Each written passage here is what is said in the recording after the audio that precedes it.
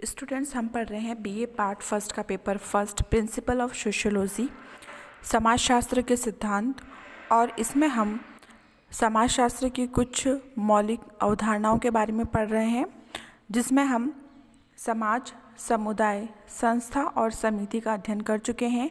और आज के वीडियो में हम पढ़ेंगे सामाजिक समूह के बारे में, social group meaning and types.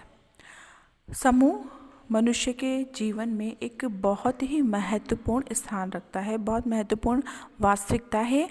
और वह जन्म से लेकर मृत्यु पर्यंत तक केवल विभिन्न प्रकार के समूहों में रहता है, बल्कि निरंतर नए समूहों का निर्माण भी करता है। समूहों के माध्यम से ही व्यक्ति अपनी विभिन्न प्रकार की आवश्यकताओं की पूर्ति करता है। समूहों से पृथक व्यक्ति के अस्तित्व की साधारणतः कल्पना ही नहीं की जा सकती है।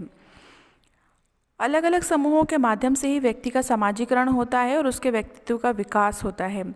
समूह हमें आदिम से आदिम समाजों में और यहाँ तक कि कुछ पशुओं में भी देखने को मिलते हैं। मनोवैज्ञानिकों का मानना है कि व्यक्ति अपनी एक मूल प्रवृत्ति ग्रीगेरियन इंस्टिक्ट के कारण ही समूह में रहता है। जो मनोवैज्ञानिक हैं वो ये मानते हैं कि व्यक्ति के अंदर कुछ मूल प्रवृत्ति होती है, जिसका नाम उन्होंने दिया है ग्रीगेरियस इंस्टिक्ट। और इस मूल प्रवृत्ति के कारण ही हम सभी समूह में रहते हैं। समूहों के माध्यम से ही हम एक पीढ़ी के विचारों और अनुभवों को दूसरी पीढ़ी में हस्तांतरित करते हैं। समूह शब्द का प्रयोग कुछ व्यक्तियों के संगठन के लिए किया जाता है, जिसमें परिवार है, भीड़ है, सामाजिक वर्ग, धार्मिक वर्ग, व्यावसायिक वर्ग, विभिन्न प्रजातियां को हम शामिल करते हैं। लेकिन वास्तव में अलग अलग प्रकार के समूहों से ही सामाजिक संरचना का एक जटिल प्रतिमान बनता है। बहुत समय पहले अरस्तु ने कहा था कि मनुष्य एक सामाजिक प्राणी है और वह अकेला नहीं रह सकता। केवल पशु और परमात्मा ही एकाकी रह सकते हैं। 19वीं शताब्दी में नीत्शे ने अरस्तु के कथन में थोड़ा परिवर्तन करके बताया कि एक दार्शनिक भी एकाकी जीवन व्यतीत कर सकता है, जिसमें पशु और परमात्मा दोनों का मेल होता है। इन कथनों से हमें स्पष्ट हो जाता है कि मनुष्य के लिए समूह से अलग रहना असंभव है, संभव नहीं है। और हम सभी किसी न किसी परिवार, पड़ोस, गांव, नगर, व्यावसायिक समूह, धार्मिक समूह के सदस्य ज़रूर होते हैं। जेवी के आधार पर हम विभिन्न आयु समूहों और लिंग के आधार पर पुरुष या स्त्री समूहों के सदस्य होते हैं। और इसी प्रकार डॉक्टर, अध्यापक, इंजीनियर, मजदूर, साहित्यकार या कलाकार के रूप में हम किसी न किसी समूह के सदस्य ज़रूर होते हैं। तो इससे स्पष्ट हो जाता है कि प्रत्येक समाज में अनेक समूह पाए जाते हैं।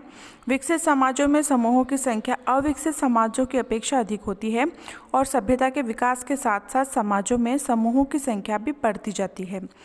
समाजशास्त्र में समूह अवधारणा को कुछ लोगों ने विषय की आधारशिला के रूप में भी माना है और कुछ समाजशास्त्रियों ने तो ये भी कहा है कि सामाजिक प्रघटनाओं के अध्ययन के लिए समूहों का अध्ययन किया जाना चाहिए। बोगार्ट्स ने माना है कि समाजशास्त्र समूहों का अध्ययन है, और लैंडिस कहते हैं कि समाजशास्त्री समूहों का अध्ययन करते हैं क्योंकि वह महसूस करते हैं कि कुछ सीमा तक एक व्यक्ति उन समूहों का योग या संपूर्णता है जिनसे वह संबंधित है। समाजीकरण संस्कृति, मूल्यों और अभिवृत्तियों का हस्तांतरण, व्यवहार करने और विश्वास करने के तरीकों और उन समूहों का परिणाम है जिनसे व्यक्ति संबंधित होता है। और इन्हीं कारणों से समाजशास्त्रियों के लिए समाज के सामाजिक संगठन के विश्लेषण की दृष्टि से समूहों की विशेष महत्ता होती है। सामाजिक समूह ऐसे व्यक्तियों का एक संग्रह है जिनके बीच किसी न किसी प्रकार का संबंध पाया जाता है। समूह का अर्थ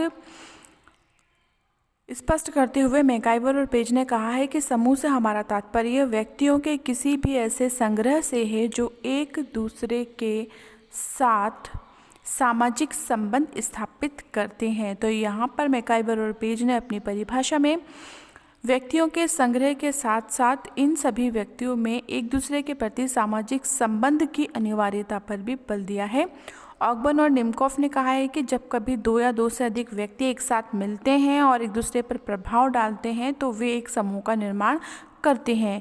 तो ऑगबर्न और निमकॉफ की इस परिभाषा में हमें पता चलता है कि दो या दो से अधिक व्यक्ति होने के साथ साथ सामाजिक समूह में एक दूसरे पर प्रभाव डालने की या एक दूसरे को प्रभावित करने की भी विशेषता होनी चाहिए। इन विद्वानों ने समूह निर्माण के लिए व्यक्तियों के बीच सामाजिक संबंधों को तो आवश्यक माना है, लेकिन संबंधों की सीमा या मात्रा का कहीं कोई उल्लेख नहीं किया है, जो कि बहुत आवश्यक है। तो इनकी परिभाषाओं के आधार पर तो दो अपरिचित व्यक्ति जब प्रथम बार एक दूसरे से मिलते हैं, एक दूसरे को प्रभावित करते हैं और एक दूसरे से सामाजिक संबंध स्थापित करते हैं तो समूह का निर्माण हो जाता है। और इन परिभाषाओं के अनुसार तो बस या रेल में एक साथ यात्रा करने वाले दो परिचित व्यक्ति जो एक दूसरे के साथ अंतःक्रिया करते हैं वे भी एक समूह का निर्माण करते हैं। टी.बी. बोटोमोर ने कहा कि सामाजिक समूह व्यक्तियों के उस संकलन को कहते हैं जिसमें विभिन्न व्यक्तियों के बीच निश्चित संबंध होते हैं। यहाँ पे इन्होंने निश्चित संबंध होना आवश्यक माना है। दूसरा उन्होंने कहा है कि प्रत्येक व्यक्ति समूह और उसके प्रतीकों के प्रति सचेत होते हैं। अन्य शब्दों में एक सामाजिक समूह का कम से कम प्रारंभिक ढांचा और संगठन, जिसमें हम नियमों संस्कारों को भी सम्मिलित करते हैं, होता है और उसके सदस्यों की चेतना का मनोवैज्ञानिक आधार होता है।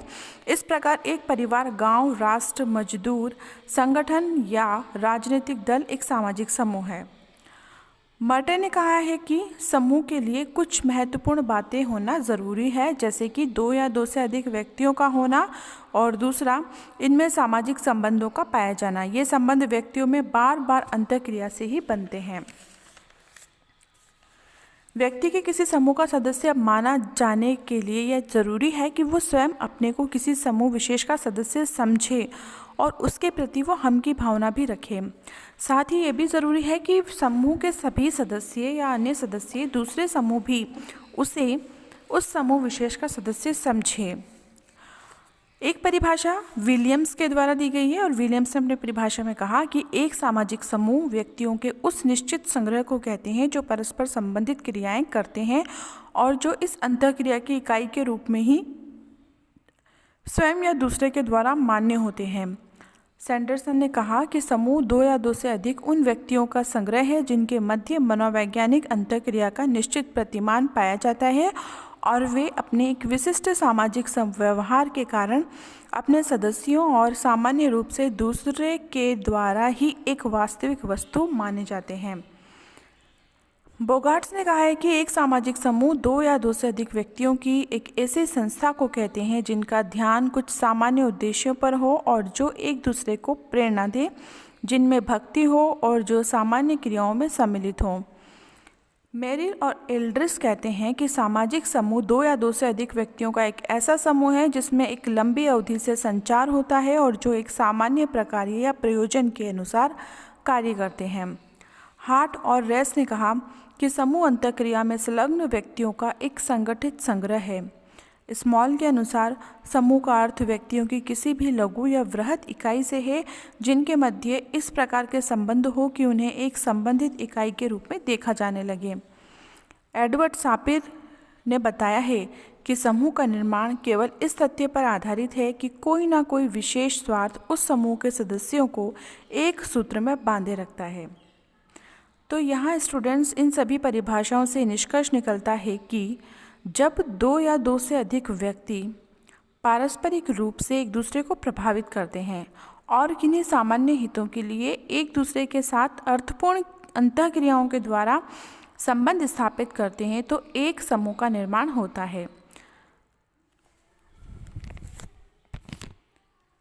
सामाजिक समूह की कुछ महत्वपूर्ण विशेषताएं भी है, जैसे कि फीचर और अन्य विद्वानों के द्वारा इसे स्पष्ट किया गया है। इन्होंने कहा है कि सामाजिक समूह की सबसे महत्वपूर्ण विशेषता है व्यक्तियों का समूह। किसी भी समूह का निर्माण एक अकेले व्यक्ति के द्वारा नहीं हो सकता, इसके लिए दो या दो से अधिक व्यक्तियों का होना ज़रूरी है। और इसके संबंध में गिलिन और गिलिन ने भी कहा है कि समूह की आधारभूत विशेषता दो या दो से अधिक व्यक्तियों के बीच प्रत्यक्ष या अप्रत्यक्ष संपर्क का होना है।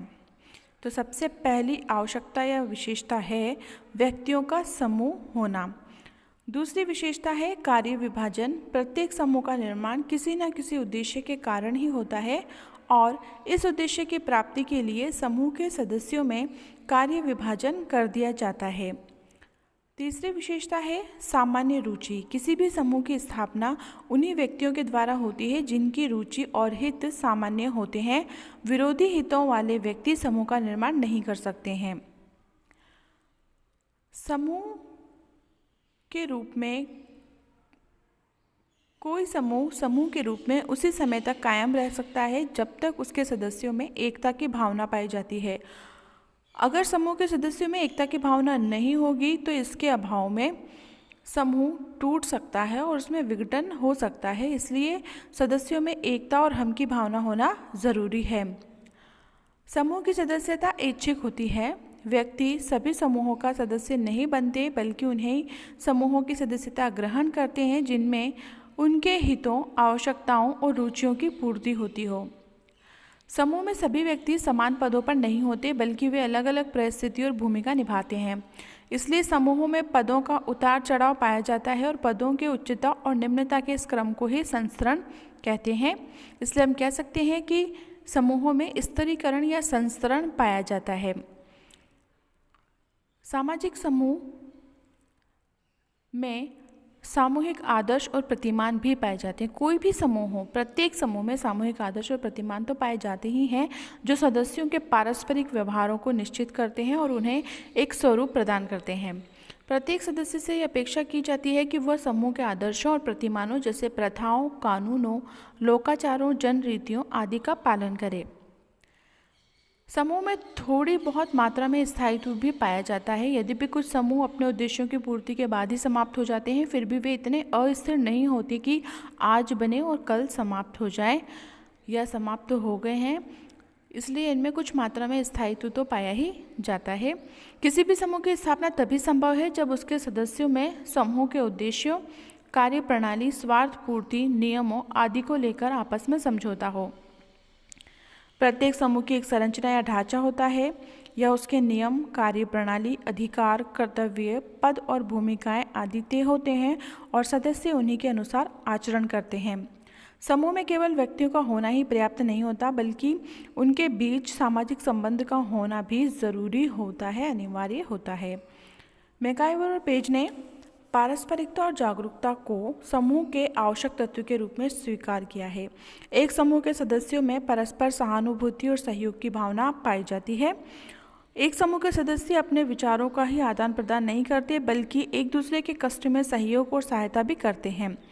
सहयोग और आदान प्रदान से ही समूह के सदस्य अपने सामान्य हितों की पूर्ति कर पाते हैं।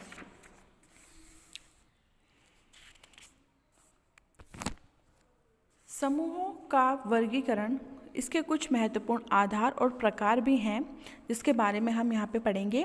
समाज में पाए जाने वाले अलग अलग समूहों को वर्गीकृत करना एक कठिन कार्य है। फिर भी समाजशास्त्रियों ने अलग अलग आधारों पर बने मानव समूहों का वर्गीकरण प्रस्तुत किया है।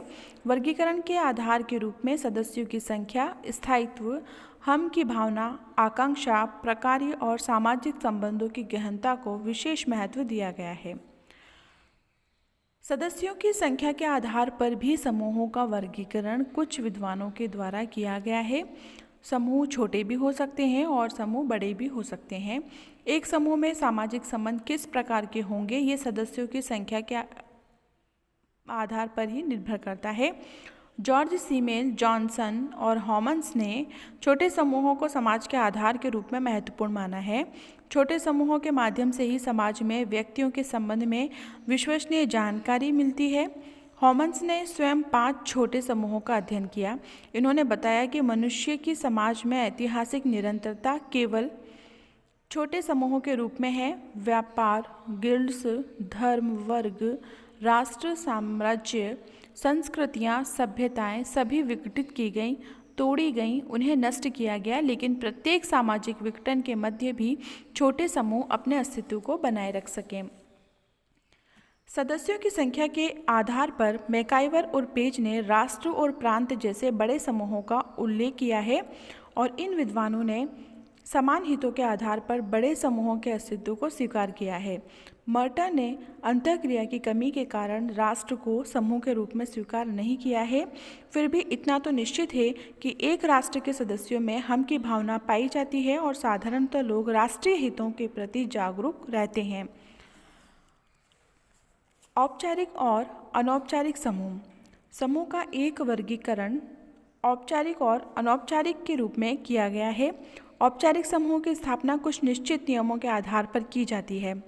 इस प्रकार के समूहों की स्थापना किसी विशिष्ट हित या उद्देश्य की पूर्ति के लिए की जाती है।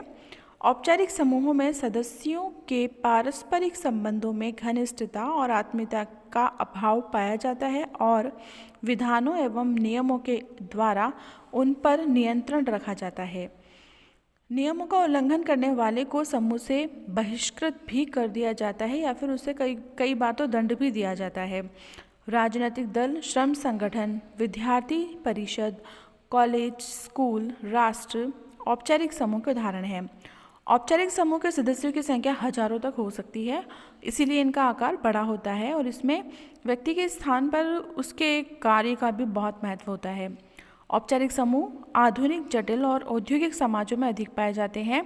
औपचारिक समूहों में द्वितीयक समूह की विशेषताएं पाई जाती है और इसीलिए ये उनके बहुत निकट हैं। औपचारिक समूहों में द्वितीयक समूहों की तरह सदस्यों में शारीरिक निकटता का भी अभाव होता है, बड़ा आकार होता है, समझौते पर आधारित संबंध पाए जाते हैं और परिस्थिति का अधिक महत्व होता है। संपर्क के लिए संचार के साधनों का प्रयोग किया जाता है और इनका निर्माण जानबूझकर कुछ निश्चित उद्देश्यों को पूरा करने के लिए किया जाता है। अनौपचारिक समूहों में औपचारिक समूहों से बिल्कुल विपरीत प्रकार की विशेषताएं पाई जाती हैं।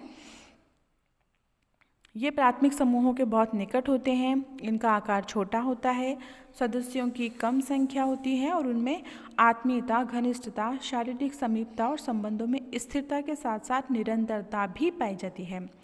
अनौपचारिक समूहों के सदस्यों में हम की भावना बहुत तीव्र होती है। इनमें आमने सामने के संबंध बहुत ज़्यादा घनिष्ठ होते हैं और ये जो आमने सामने के संबंध होते हैं ये स्वतः निर्मित संबंध होते हैं।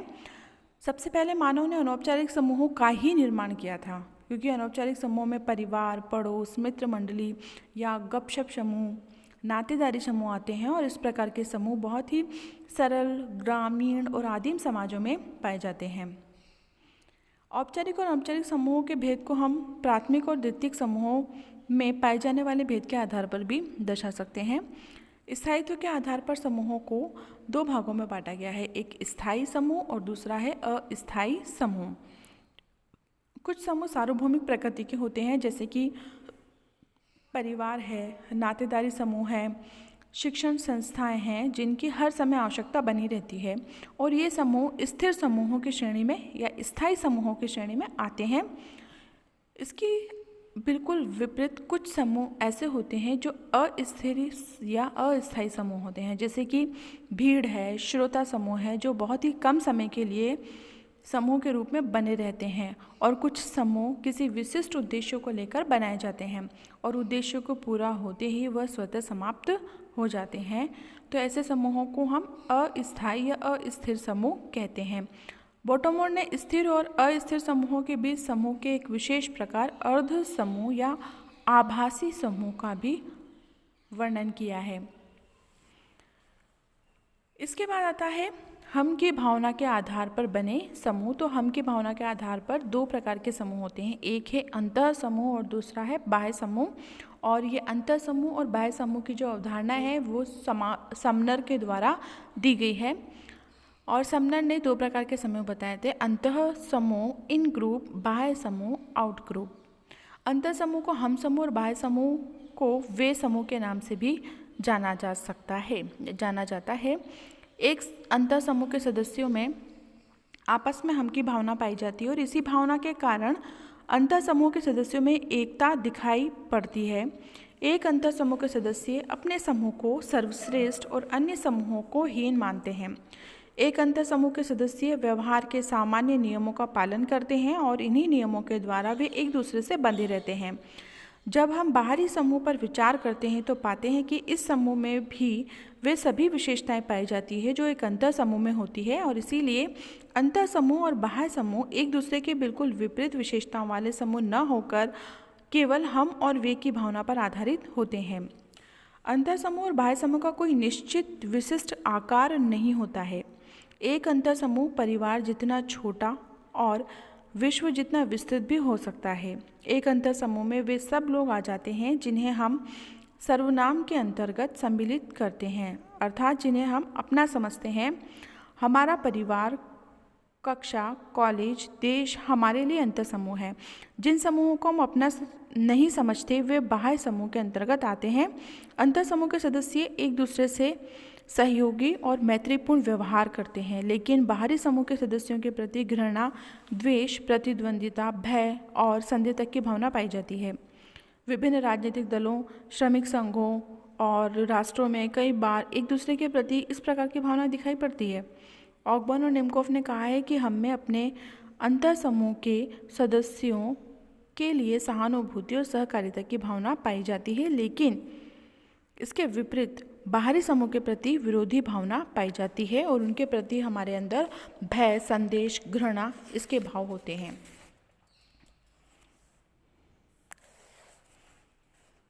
रॉबर्ट बिरस्टेड ने अंतर समूह के बारे में लिखा है कि अंतर समूह और बाहरी समूह कोई वास्तविक समूह नहीं है। एक व्यक्ति हम और वे सर्वनामों का प्रयोग करता हुआ स्वयं इन्हें बना लेता है। इन समूहों के संबंध बिरस्टेड ने दो महत्वपूर्ण तथ्यों की ओर हमारा ध्यान आकर्षित किया है। पहला, अंतर समूह और बाह्य समूह को दकियानुसु और पिछड़ा हुआ समझता है। हमें अपने समूह के सदस्यों में अनेक अंतर दिखाई पड़ते हैं, लेकिन बाहरी समूह के सभी सदस्यों को हम समान मानकर चलते हैं। अंतर समूह के सदस्यों के प्रति हमारे व्यवहार में अंतर पाया जाता है, जबकि बाहरी समूह के सदस्यों के प्रति हमारे व्यवहार में समानता पाई जाती है। दूसरा, बाहरी समूह के काल्पनिक और वास्तविक खतरे से अंतर समूह में एकता और सुदृढ़ता बढ़ती है। जब कभी किसी बाहरी समूह के खतरे का डर होता है तो अंतर समूह में एकता सुदृढ़ हो जाती है। प्रकार्यात्मक के आधार पर व्यक्तियों की विभिन्न आवश्यकताओं की पूर्ति के लिए अलग अलग प्रकार के समूह निर्मित होते हैं। व्यक्ति की शैक्षणिक, व्यावसायिक, राजनैतिक, बौद्धिक, कलात्मक और मनोरंजनात्मक आवश्यकताओं की पूर्ति इसी आधार पर बने समूहों के माध्यम से होती है। नगरों में अनेक शिक्षण संस्थाएं, व्यावसायिक संघ, राजनीतिक दल, क्लब, संगीत मंडली दिखाई पड़ते हैं। गिडिंग्स और गिलीन एवं गिलीन ने इन समूहों को ऐच्छिक और अनैच्छिक समूहों के रूप में भी समझाया है। आकांक्षा के आधार पर, जिसे हम कहते हैं संदर्भ समूह, यह भी समूह निर्धारण का एक महत्वपूर्ण आधार है। मर्टन ने इस आधार पर संदर्भ समूह की विस्तृत विवेचना प्रस्तुत की है। मर्टन ने उस समूह को संदर्भ समूह माना है जिसका कोई व्यक्ति सदस्य तो नहीं है, लेकिन सदस्य बनने की आकांक्षा रखता है। यह आकांक्षा उसकी मनोवृत्तियों, मूल्यांकन और व्यवहार को प्रभावित करती है। स्टाउफर और उनके साथियों ने अमेरिकी सिपाहियों की आकांक्षाओं, व्यवहार और कुंठाओं का अध्ययन किया और उन्हें संदर्भ समूह के साथ जोड़ने का प्रयत्न किया। मर्टन की मान्यता है कि सापेक्षहीनता के कारण संदर्भ समूह का निर्माण होता है और सापेक्षहीनता का अर्थ है व्यक्ति के मन में अपने समूह के प्रति हीनता के भाव जागृत होना और वह किसी अन्य समूह को ऊंचा समझने लगता है, उसे अपने समूह की तुलना में श्रेष्ठ मानने लगता है। यह अन्य समूह जिसे वह श्रेष्ठ मानता है, जिसका वह सदस्य बनना चाहता है, जिसके अनुरूप व्यवहार करने का, जिसके मूल्यों और जीवन के तरीकों को अपनाने का वह प्रयत्न करता है, व्यक्ति का संदर्भ समूह है। संदर्भ समूह सदैव सापेक्षहीनता के कारण ही नहीं बनते, बल्कि महत्वाकांक्षा के कारण भी बनते हैं।